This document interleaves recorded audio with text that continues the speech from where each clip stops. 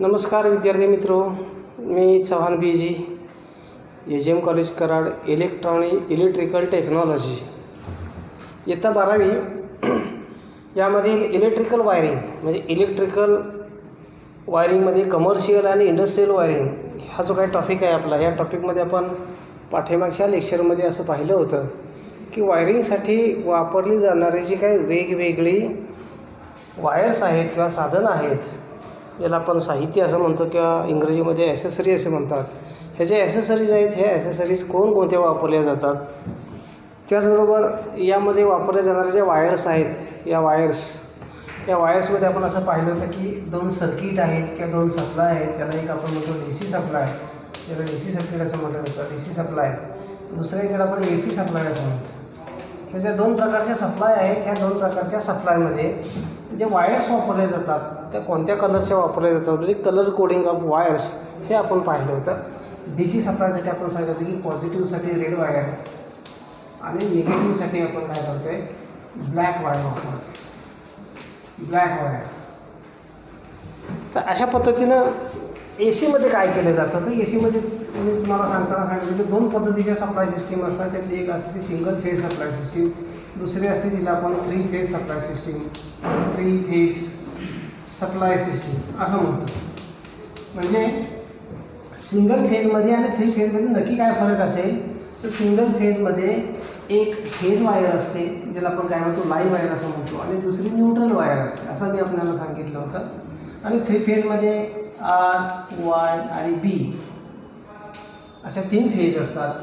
आणि या 3 फेजला जर आपल्याला सिंगल फेजमध्ये कन्वर्ट करायचं असेल का, हा 3 फेज चालू जर आपण सिंगल फेज म्हणून वापर करणार आहोत असो, तर यामध्ये मात्र आपल्याला न्यूट्रल वायरची गरज असते. आता याच्यामध्ये या वायरमध्ये कलर कोड वापरत असताना मी तुम्हाला असं सांगितलं होतं की हे जे 3 फेज आहेत, या 3 फेजसाठी आपण काय वापरतोय, रेड, त्यानंतर येलो, आणि तिसरी वायर वापरते आपण ब्ल्यू. म्हणजे ही लाल, पिवळी आणि निळी अशा 3 वायर्स वापरतो. आणि यासोबतच आपण न्यूट्रलसाठी पुन्हा आपण काय करतोय, ब्लॅक वायर वापरतो. ब्लॅक ही जी ब्लॅक वायर आहे, ही ब्लॅक वायर न्यूट्रलसाठी वापरली जाते. AC आणि DC दोन्ही ठिकाणी आपण काय करतोय, ब्लॅक वायर न्यूट्रलसाठी वापरतो असं आपण पाहिलं होतं. त्यानंतर मी तुम्हाला सांगितलं होतं की केबलच्या काय आणि वायरचे काय प्रकार आहेत. केबल्स आणि वायर्समध्ये सांगताना असं सांगितलं होतं, VIR wire, PVC insulated wire, त्यानंतर रबर इन्सुलेटेड वायर. त्यासोबतच मी तुम्हाला असंही सांगितलं होतं की लीड सील्ड केबल्स. त्यानंतर केबलमध्ये मी तुम्हाला असं सांगितलं होतं की केबल जे आहेत, त्या केबल वापरत असताना आपण काय केलं होतं, की केबलमध्ये किती वायरची संख्या आहे त्याच्यावरून केबलचे प्रकार पडतात. आणि त्यामध्ये जर 2 वायर्स असतील त्याला आपण 2 कोर केबल असं म्हणतो. जर 3 वायर असतील तर त्याला 3 कोर केबल असं म्हटलं जातं. 4 वायर असतील तर त्याला आपण 4 कोर केबल असं म्हणतो. आणि अनेक वायर्स असतील, हे 4पेक्षा जास्त असतील, अशा वेळी आपण त्याला काय म्हणतो, मल्टी कोर केबल्स असं म्हटलं जातं. हे मल्टी कोर केबल्स, तर 2 कोर, 3 कोर आणि 4 कोर. त्याच्यावर तुम्ही मोठ्या सप्लाय केबलमध्ये जाल किंवा मोठ्या लोडसाठी जाल, त्यावेळी मात्र लक्षात ठेवा की 35 स्क्वेअर mm या साईजची जी काही केबल आहे, याच्यामध्येच 4 कोर किंवा या साईजपर्यंत आपल्याला 4 कोर केबल्स काय होतात, प्राप्त होतात. त्यानंतर ज्या पुढच्या साईजेस आहेत त्यामध्ये प्रामुख्याने 50 स्क्वेअर mm, त्याच्या पुढे जर तुम्ही गेला तर 90 स्क्वेअर mm, त्याच्यानंतर त्याच्या पुढे गेला तुम्ही 120 स्क्वेअर mm, आणि पुन्हा 150 स्क्वेअर mm. ह्या ज्या साईजेस आहेत, या साईजमध्ये मात्र तुम्हाला 4 कोर वायर येत नाही आहे. वायरची संख्या 4च असते. पण अशा केबलला किंवा अशा केबलसाठी आपण काय म्हणतो, 3.5 कोर केबल. म्हणजे यामध्ये वापरली जी न्यूट्रल वायर असते, ही न्यूट्रल वायर म्हणजे 50, 90, 120 ते फेज सप्लाय कंडक्ट करणाऱ्या ज्या वायर्स आहेत त्या साईजची असत नाही, त्याच्यापेक्षा लहान असते, आणि म्हणून त्याला आपण 3.5 कोर असं म्हणतो. केबलवरती आपण असं पाहिलं होतं की केबलवरती एक असं तारेचं काय असते, आवरण असते. अशा आवरणाला आपण काय म्हणतोय, ते संरक्षणाचं कार्य करत असतं. केबलच्या संरक्षणासाठी असं आवरण वापरलं असतं. आणि अशा प्रकारच्या केबलला आपण काय म्हणतो आहे तर आर्मर्ड केबल असं म्हणतो आहे. हे आर्मर्ड केबल किंवा त्यामध्ये आपण आर्म्स असं म्हणतो. हे आर्मर्ड केबल्स आहेत. हे आर्मर्ड केबल्स इंडस्ट्रियल वायरिंगसाठी किंवा मोठमोठ्या सप्लायसाठी आपण काय करतो या केबलचा वापर करतो. पण घरगुती वायरिंगसाठी आणि त्यासोबतच आपण पाहिलं की कमर्शियल वायरिंगसाठी या दोन्ही प्रकारासाठी आपण काय करतो multi strand PVC insulation. Multi strand याचा अर्थ असा आहे की त्यामध्ये त्या तारेमध्ये एका केबलमध्ये असणाऱ्या वायरची संख्या त्याच्या वायरच्या संख्या आहेत ह्या संख्येवरती त्याची करंट कॅरिंग कॅपॅसिटी अवलंबून असते. आणि म्हणून हाच मल्टी स्ट्रँड जो काय हे केबल आहे किंवा वायर आहे ही वायर आपण का वापरायची आहे तर या वायरमध्ये सगळ्यात महत्त्वाची गोष्ट काय असते तर फ्लेक्झिबिलिटी ही जी आहे ही काय असते खूप छान असते चांगली असते उच्च प्रतीची असते. त्याशिवाय कंडक्टर लहान असल्यामुळं त्याची करंट कॅरिंग कॅपॅसिटीमध्ये वाढ होते. करंट कॅपॅसिटी ही जी करंट कॅपॅसिटी आहे करंट कॅपॅसिटीमध्ये वाढ होते. म्हणून आपण अलीकडं काय करतो आहे PVC इन्सुलेटेड याचा अर्थ इन्सुलेशनसाठी या वायरला आपण काय वापरतो आहे PVCचं आवरण देतो आहे. आणि याला काय म्हणतो आपण मल्टी स्ट्रँड वायर्स असं म्हटलं जातं. विशेषतः करून आपण यामध्ये जर पाहिलं तर फिनोलेक्स हे नावाची जी एक कंपनी आहे ही कंपनी ह्या वायरचं उत्पादन करते. त्याबरोबरच पॉलीकॅब ही एक वायर आहे.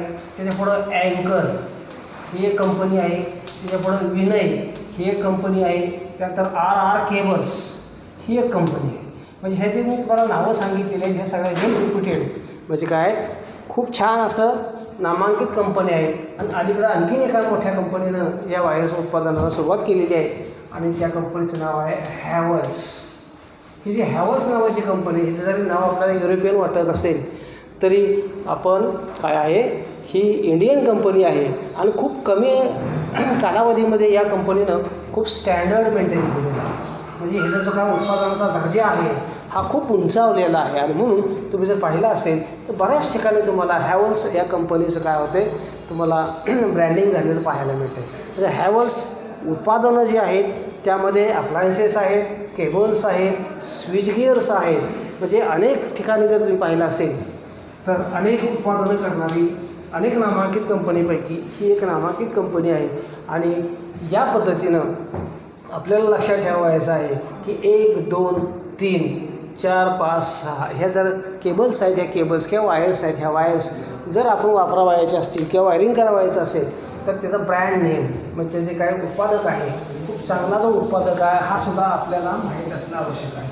त्यानंतर आपण असं पाहिलं होतं बघा की स्विचेसमध्ये 1 वे स्विच 2 वे switch DP switch TP switch TPN switch असे स्विचेसचे प्रकार पाहिले होते. त्यामुळे तुम्हाला नाईफ स्विच त्यासोबतच तुम्हाला काय सांगितलं होतं मी बेड स्विच किंवा पुल स्विच त्यानंतर बेल पुश बटन किंवा त्याला आपण पुश स्विच असं म्हणतो. हे जे स्विचेसचे प्रकार आहेत अनेक प्रकार आहेत त्यापैकी आपण काही प्रकार पाहिले होते. आणि त्या प्रकारामध्ये वैशिष्ट्य करून मी तुम्हाला असं सांगितलं होतं की 1 वे हे जे एकमार्गी स्विच असतात 1 वे आणि 2 वे हे जे स्विचेस आहेत हे स्विचेस आपण काय करतो 6 किंवा 16 एम्पियर 6 किंवा 16 एम्पियर यामध्ये 6 किंवा 16 एम्पियर असे हे स्विचेस आपण वापरतो. म्हणजे जे व्होल्टेज आहे ते व्होल्टेज सिंगल फेजसाठी असल्यामुळे 250 वोल्ट 250 वोल्ट आणि टाईप आहे तो AC म्हणजे AC सप्लायवर चालणारे स्विचेस आहेत 1 वे 2 वे. आणि त्याचे हे जे काय आहे स्पेसिफिकेशन आहे हे स्पेसिफिकेशन मी तुम्हाला सांगितलं होतं. त्यानंतर मी तुम्हाला सिलिंग रोज सांगितले होते. सिलिंग रोज त्यामध्ये 2 वे 3 वे असे सिलिंग रोज सांगितले होते. त्यानंतर मी तुम्हाला सॉकेट आउटलेट्स सांगितले होते म्हणजे भिंतीवरती जे आपण सॉकेट लावतो त्यामध्ये तुम्हाला सांगितलं होतं 2 पिन सॉकेट आणि त्यानंतर सांगितलं होतं 3 पिन सॉकेट 3 पिन आणि 2 पिन सॉकेट. आणि ह्या दोन्हीचं जे कॉम्बिनेशन आहे त्याला आपण काय म्हणतो 2 in 1 तिथं असंच लिहिलं असतं 2 in 1 सॉकेट. आता याचे जे स्पेसिफिकेशन आहे मी तुम्हाला सांगितलं होतं की 6 किंवा 16 एम्पियर आणि पुन्हा काय सांगितलं होतं 250 वोल्ट AC अशा पद्धतीने वापरलं. हे झालं सॉकेट. त्यानंतर 2 पिन टॉप हे जो टॉप असं सॉकेटमध्ये बसवून जे आपण काय करत असतो कनेक्शन्स टेम्पररी घेत असतो की अप्लायन्सेस जोडत असतो त्याला आपण काय म्हणतो टॉप, पिन टॉप असं म्हटलं जातं त्याला.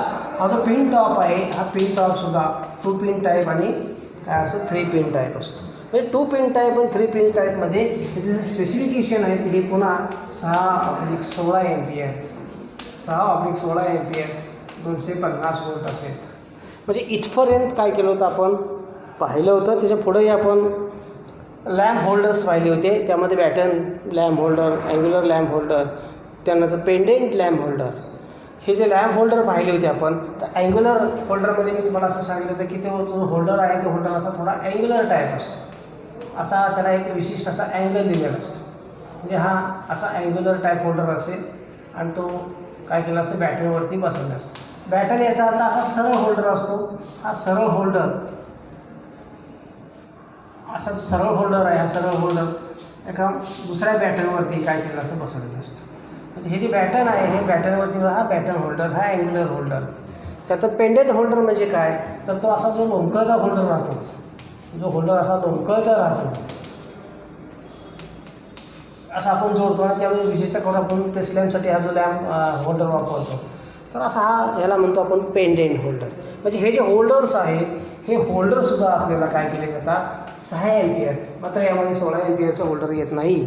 16 एम्पियरमध्ये होल्डर येत नाही. ते होल्डर वेगळे असतात आणि मग त्याला आपण काय म्हणतो त्या होल्डरला आपण नावं काय दिलेत Edison screw type, BioNTech cap type किंवा स्क्रू टाईप होल्डर्स असं म्हटलं होतं. तेच होल्डर वेगळे येतात. होल्डरमध्ये मी तुम्हाला सांगितलं होतं की आपण जे होल्डर वापरतो B22 या प्रकाराचे जस्ट होल्डर्स वापरतो B22. आणि B22च्या होल्डरला काय असते तर B22 कॅप आहे, होल्डर पिनची कॅप आहे. पेन कॅप कशी असते या अशा पद्धतीचा लॅम्पचा कॅप असेल आणि त्याला हे काय असेल अशा 2 पिन्स असतील. हे पिन्स ह्या होल्डरच्या खाचीमध्ये म्हणजे इथं जी खाच दाखवली आपण या खाचीमध्ये जाऊन काय होतात अडकतात आणि आतल्या बाजूला जे कॉन्टॅक्ट काय आहेत 2 कॉन्टॅक्ट पट्टे आहेत किंवा बार आहेत ते कॉन्टॅक्ट लीड्स आहेत. हे कॉन्टॅक्ट लीड्स या ठिकाणी असणाऱ्या कॉन्टॅक्ट टर्मिनलला काय होतात कनेक्ट होतात किंवा स्पर्श करतात, कॉन्टॅक्ट होतात. त्याच्यामुळे तो लॅम्प आपला प्रज्वलित होतो. त्यानंतर आपण फ्यूज पाहिला होता. आणि फ्यूज पाहत असताना तुम्हाला सांगितलं की रिवायरेबल फ्यूज म्हणजे रिवायरेबल फ्यूज सर्रास घरामध्ये आपण वापरतो तो रिवायरेबल फ्यूज की ज्याची फ्यूज गेल्यानंतर आपण त्याची वरची कॅप आहे ती कॅप उपसून घेतो, बाहेर काढून घेतो आणि बाहेर काढल्यानंतर त्यामध्ये असणारी जी फ्यूज झालेली जी वायर आहे ती वायर आपण काय करतो रिप्लेस करतो किंवा बदलतो. फक्त फ्यूज मध्ये वायर बदलत असताना एक सगळ्यात महत्त्वाची काळजी काय घ्यायची असेल तर त्या ठिकाणी आपण फ्यूज वायरचाच वापर केला पाहिजे. फ्यूज वायर ही जी फ्यूज वायर असते ती विशिष्ट अशी गुणधर्म असणारी वायर असते की जिच्यामधून काय केलेलं असतं एक ठरवून दिलेला करंट आहे. हा करंट त्यामधून जर फास्ट झाला तर टेम्परेचर मेंटेन होतं आणि एवढ्या करंटमुळे ही काय होते फ्यूज होते. फ्यूज म्हणजे वितळते. त्याला आपण मराठीमध्ये वितळतार असं सुद्धा म्हणतो. ही जी फ्यूज वायर आहे फ्यूज वायरच्या ऐवजी आपण जर कॉपरची वायर वापरली तर फ्यूज जात नाही. फ्यूजचं महत्त्वाचं कार्य काय असेल तर सर्किटला संरक्षण देणे. कशापासून संरक्षण देणे ओव्हरलोड, ओव्हर करंट, ओव्हरलोड आणि शॉर्ट सर्किट या 3 घटकापासून काय केलं जातं सर्किटला संरक्षण दिलं जातं. सारखाच फ्यूज जातो म्हणून आपण काय करतो कॉपरची तार वापरतो किंवा कॉपर वापरतो. अशा वेळी फ्यूज जात नाही आणि मग अप्लायन्सेसमध्ये काय होतात बऱ्याचशा अडचणी निर्माण होतात की अप्लायन्सेस नादुरुस्त होतात. काय म्हणून बऱ्याच ठिकाणी मी असं पाहिलं की फ्यूज वायरची ऐवजी कॉपरची वायर वापरली जाते. अशी कॉपरची वायर वापरणं काय आहे धोक्याचं आहे. असे आपण फ्यूज बघितले होते. त्यानंतर मी तुम्हाला कार्ट्रिज फ्यूज सांगितलं. कार्ट्रिज फ्यूजची रचना सर्वसाधारणपणे कशी असते तर असं ते कार्ट्रिज टाईप किंवा बॉक्स टाईप त्याला काय असते एन्क्लोजर असतो आणि त्याच्यामध्ये काय केलेली असते पावडर भरलेली असते पावडर आणि त्याच्यामध्ये हे इलेमेंट्स असतात. त्याच्यामुळं काय होतं आहे बघा की ही जी ऑक्साईड पावडर आहे ही ऑक्साईड पावडर ही कुठली पावडर असते ऑक्साईड पावडर असते की जी ऑक्साईड पावडर आपण आपल्याकडे जे काय इमर्शन वॉटर हीटर आहेत पाण्यामध्ये बुडवणारे जे हीटर्स असतात पाणी बादलीत आपण टाकून जे पाणी गरम करतो असे जे वॉटर हीटर्स आहेत त्यामध्ये सुद्धा काय केलं जातं त्याचे हिटिंग इलेमेंटच्या भोवतानी इन्सुलेशन देण्यासाठी आपण ऑक्साईड पावडरचा वापर करतो. इथं सुद्धा ऑक्साईड पावडरच वापरलेली असते आणि ऑक्साईड पावडर वापरल्यानंतर काय होते त्याचा फायदा काय होतो आहे बघा तर ही जी फ्यूज आहे ही फ्यूज काय होते तात्काळ काय होते ब्लोन होते म्हणजे जाते. ही एकदा गेल्यानंतर या फ्यूजचं वैशिष्ट्य असं आहे की हे आपल्याला पुन्हा वापरता येत नाही. याच्यामध्ये हे सगळंचं सगळं जे युनिट आहे हे सगळंचे सगळं युनिट आपल्याला रिप्लेस करावं लागतं. तिसरी फ्यूज मी तुम्हाला सांगितली HRC, हाय रप्चर करंट. हाय रप्चर करंट म्हणजे हे जादा वॅटेज असणाऱ्या मशीनसाठी आपण ह्या अशा फ्यूजचा काय करतो, वापर करतो. घरामध्ये मात्र आपण काय करतो आहे, रिवायरेबल फ्यूजचा वापर करतो आहे. आता हे बघितल्यानंतर त्याच्या पुढं थोडंसं काय राहते आपल्याला, म्हणजे काय थोडे जे उपकरणं म्हणतो, थोडी जी काय साहित्य राहते ते साहित्य आपण बघणार आहोत. त्यामध्ये पहिलं साहित्य त्याला आपण इन्सुलेटिंग मटेरियल. हे जे इन्सुलेटिंग मटेरियल आहे ते इन्सुलेटिंग याच्यामध्ये काय काय तर यामध्ये टेप्स येतात. हे जे टेप आहे आपण पाहिले टेप कोणकोणते आहेत, तर टेप आपल्याला दोन प्रकारचे मिळतात. एक PVCचा टेप मिळतो, PVC सेल्फ अहेसिव्ह, याचा अर्थ चिकटणारा. त्याने एक द्रव पदार्थ लावलेला असतो, हे चिकटणारा एक पदार्थ त्याच्या एका बाजूला लावलेला असतो आणि काय करतो आपण, तो जिथं जॉईंट्स मारलेले आहेत की जिथलं इन्सुलेशन खराब झालेलं आहे अशा ठिकाणी आपण हे काय करतो, टेप वापरतो. आणखीन तुम्हाला कॉटनचा टेप मिळतो, कॉटन टेप. हा जो कॉटन टेप आहे हा कॉटन टेप काय केला जातो, तर याला हे एक प्रकारचं काय केलेलं असतं, अहेसिव्ह लावलेलं असतं, चिकटणारा पदार्थ लावलेला असतो. आणि हा कॉटन टेप आहे, हा कॉटन टेपसुद्धा आपण जॉईंटवरती जॉईंट मारण्यासाठी वापरतो. नुसता कॉटन टेप आपण जर पाहिला असेल वायंडिंगमध्ये वापरला जातो तो कॉटन टेप. तो टेप वेगळा, कारण त्याला कुठल्याही प्रकारचा अहेसिव्ह असत नाही, की फक्त कॉटनची अशी पट्टी असते आणि ती पट्टी आपण वायंडिंगवरती गुंडळतो. वायंडिंगवरती पट्टी गुंडळल्यामुळं काय होतं, वायंडिंगला इन्सुलेशन काय होते, मिळते किंवा जादा प्राप्त होते आणि त्यामुळे इन्सुलेशन ताकद जी आहे वायंडिंगची ती काय होते, तांत्रिकदृष्ट्या आणि इलेक्ट्रिकलदृष्ट्या दोन्ही दृष्ट्या ते काय होते, भक्कम होते. आणि म्हणून आपण काय करतो, हे इन्सुलेटिंग टेप आहे किंवा इन्सुलेटिंग मटेरियल आहेत, हे इन्सुलेटिंग मटेरियल्स काय करतो आपण वायरिंगमध्ये वापरतो. आता हे इन्सुलेटिंग मटेरियलमध्ये आणखीन एक ह्या पदार्थाचा वापर केला जातो किंवा साहित्याचा वापर केला जातो आणि त्याला आपण म्हणतो स्लीव. म्हणजे जॉईंटवरती टेप गुंडाळणं आणि तो गुंडाळल्यानंतर त्याचा वाढणारा आकार आहे हा जर अडचण करत असेल तर अशा वेळी आपण काय वापरतो, स्लीव वापरतो. स्लीव म्हणजे काय असते, एक अशी पोकळ काय असते, पाईप असते. मग ती कशाची असेल, कॉटनची असेल, बघा कॉटन असेल, त्याच्यानंतर सिल्कची असेल किंवा त्याच्या पुढं जर तुम्ही गेला तर फायबरची असेल, फायबर मटेरियलपासून तयार केलेली असेल. त्यानंतर बघितलं तुम्ही तर रबरची असेल. रबर ही सुद्धा एक उच्च प्रतीचं इन्सुलेटिंग मटेरियल आहे. आणि त्याचबरोबर ती काय असेल, PVCची पण असेल, PVC म्हणजे PVCपासून बनलेल्या सुद्धा स्लीव्ज आपल्याला वापरावे लागतात. रबराच्या स्लीव्ज वापरावे लागतात, फायबरच्या स्लीव वापरावे लागतात, कॉटनच्या सुद्धा स्लीव्ज आपल्याला वापरावे लागतात.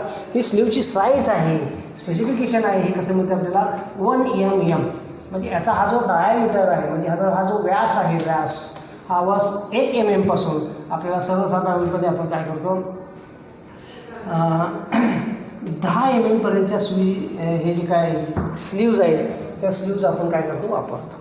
म्हणजे स्लीव्ज ह्या कशासाठी वापरल्या जातात, ते इन्सुलेशन, जादाचं इन्सुलेशन प्रोव्हाइड करण्यासाठी. म्हणजे जॉईंट्सवरती, केबल्सवरती किंवा जिथं गरज आहे त्या ठिकाणी इन्सुलेशन प्रोव्हाइड करण्यासाठी टेप ॲज वेल ॲज स्लीव हे दोन इन्सुलेटिंग मटेरियल आपण वापरतो. त्यानंतर येतात ते वायरिंग ॲसेसरीज. वायरिंग ॲसेसरीमध्ये जर आपण पाहिलं, बघा वायरिंग ॲसेसरीमध्ये जर आपण पाहिलं तर काय काय येतं बघा. विशेषतः करून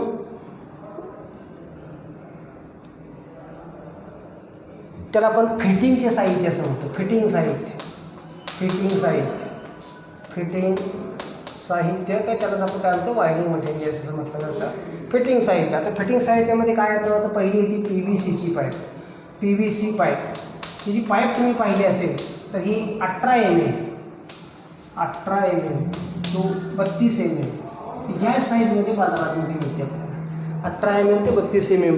आणि ही जी लांबी असते ती काय असते, 10 फूट असते. 10 फूट लांबीची ही पाईप असते, PVC पासून तयार केलेली असते. या पाईपचं वैशिष्ट्य असं आहे की वायरिंगसाठी वापरण्यात आल्यानंतर या पाईपमुळं वायरिंगला अत्यंत सुरक्षितता प्रदान होते. आणि त्यामुळं प्रकारची जी पाईप आहे ही पाईप आपण काय करतो बऱ्याच ठिकाणी फिटिंगसाठी वापरतो. विशेषतः करून वर्कशॉप्स किंवा जे काही आपले कारखाने आहेत या कारखान्यामध्ये आपण काय करतो ह्या PVC पाईपचा वापर करतो. या PVC पाईप पूर्वी आपण त्याला काय म्हणतो तर मेटल कॉन्ड्यूट त्याला आपण पाईपच असं म्हणा की पाईपच असते. मेटल कॉन्ड्यूट वापरलं जातं. मेटल कॉन्ड्यूट ही जे काय वायरिंगचा प्रकार आहे ज्याला आपण पाईप फिटिंग असं म्हणतो हा जो प्रकार आहे हा प्रकार सर्वात सुरक्षित असा काय आहे फिटिंगचा प्रकार आहे. याचं असणारं आयुष्य आहे लाईफ आहे वायरिंगचं लाईफ आहे खूप जास्त आपल्याला प्राप्त मिळतं. आणि वातावरणातील जे घटक आहेत म्हणजे जशी आर्द्रता असेल बघा पाणी असेल धूळ असेल किंवा त्यासोबत केमिकल्स असतील केमिकल फ्युम्स असतील या सर्वापासून संरक्षण करायचं काम कोण करत असतं ही PVC फिटिंग किंवा ज्याला आपण पाईप फिटिंग असं म्हणतो. म्हणजे पूर्वी आपण मेटल कंड्यूट वापरत होतो अलीकडे हे कंड्यूट वापरत नाही कारण त्याच्याऐवजी आपल्याला PVC उपलब्ध झालेले आहे. आणि PVCचा फायदा काय आहे तर याला कंड्यूट फिटिंग करत असताना जे बाकीचे ॲसेसरीज आहेत त्या बाकीचे ॲसेसरी वापरत असताना तो जो काय वायरमन आहे जो काय वायरिंग करणारा काय पर्सन आहे त्याच्याकडून खूप असं स्किल असावं म्हणजे स्किलफुल टेक्निशियन असल्याशिवाय पर्सन असल्याशिवाय हे मेटल कंड्यूट फिटिंग की या प्रकारचं वायरिंग आपल्याला फारसं करता येत नाही. त्याच्याऐवजी PVCचा असेल तर PVCचा आपण सहज करू शकतो कारण PVC ही हेक्सॉच्या साहाय्याने आपल्याला सहज कट करता येते. आणि कट केल्यानंतर आवश्यक त्या ठिकाणी आपल्याला त्याला वेगवेगळे कॉर्नर्स बेंड्स ब्लॉक्स असे वापरता येतात. त्याच्यानंतर पुढचा जो भाग आहे त्याला आपण काय म्हणतो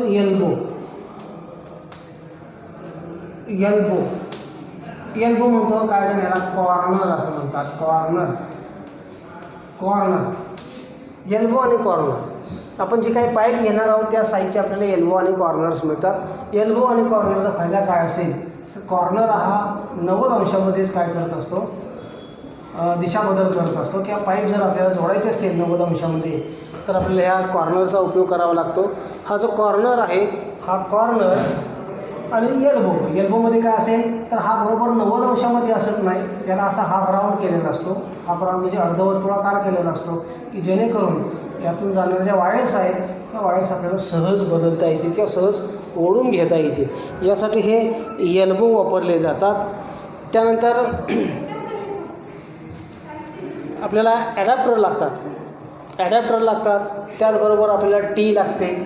टी जर तुम्ही पाहिले असेल तर अशा प्रकारची तुम्हाला टी बघायला मिळते. हे सुद्धा एक फिटिंगचं साहित्य आहे ही टी आहे. मग ज्यावेळी मला 90 अंशामध्ये खाली वळायचं आहे आणि तसंच मला पुढंही जायचं आहे अशी वायरिंग करत असताना स्थिती असेल तर तिथं मला टी वापरावा लागतो. 90 अंशाचा असेल तर मला कॉर्नर वापरावा लागतो बघा. आणि शेवटचा पॉईंट असेल किंवा मला असा एल्बो नको असेल त्यावेळी मी कॉर्नर वापरतो. ज्यावेळी मला खूप वायर्स आहेत म्हणजे पाईपमधून खूप जाणाऱ्या वायर्स आहेत तिथं मात्र मला असा एल्बो वापरावा लागतो. याच्याचबरोबर ह्याला क्लिप्स वापरावे लागतात. क्लिप्स म्हणजे याला आपण सॅडल असं म्हणतो. ही सॅडल आहे ती सॅडल अशा तऱ्हेने फिट केली जाते इथं पाईपला फिट केली जाते आणि स्क्रू वापरले जातात. मग स्क्रूज आणखीन त्यामध्ये येतात फिटिंगच्या साहित्यामध्ये येतात. त्याला रावळ प्लग येतात आणि सॉकेट्स येतात युनियन येतात.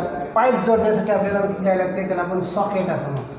10 फुटाची पाईप जी आहे तिची लांबी जर कमी पडत असेल तर आपल्याला काय करावं लागतं त्याला सॉकेट लावावं लागतात. त्याला दुसऱ्या भाषेमध्ये कपलर असंही म्हटलं जातं. हे कपलर वापरावं लागतात. हे सगळ्या जे ॲसेसरीज आहेत या सगळ्या ॲसेसरीज आपल्याला काय मिळतात बाजारामध्ये किंवा ह्या पाईप फिटिंगच्या साहित्यामध्ये ते मिळत असतात. त्यानंतर विद्युत जे साधन आहे तर त्या साधनामध्ये काय येणार आहे तर त्यामध्ये हेडर बॉक्स एक येईल. त्यानंतर माझ्या माहितीनुसार fan tubes bulb electrical bell हे जे काय बझर हे जे काय साधनं आहेत ही साधनं आपण काय करत असतो वायरिंगसाठी वापरत असतो. त्यानंतर अप्लायन्सेस म्हणजे उपकरणामध्ये विशेषतः करून मिक्सर येतो. त्यासोबतच फ्रीज येतो टेलिव्हिजन सेट येतो. त्यानंतर एअर कंडिशनर येतात ओव्हन्स येतात. तर ही जी साधनं आहेत ही साधनं आपण काय करत असतो वायरिंगच्या मदतीनं जोडत असतो आणि त्यांच्याकडून आपल्याला आवश्यक आहे ती कार्य करून घेत असतो. तर ही आपण आतापर्यंत पाहिलेली काय आहेत सर्व साधनं आहेत त्यांचे स्पेसिफिकेशन्स आहेत त्यांची कार्य आहेत आणि कुठं वापरलं जातं हे मी तुम्हाला याची माहिती सांगितली. यानंतरचा जो काय टॉपिक आहे किंवा पुढचा जो भाग आहे तर आपण काय करूया पुढच्या लेक्चरमध्ये घेऊया. धन्यवाद.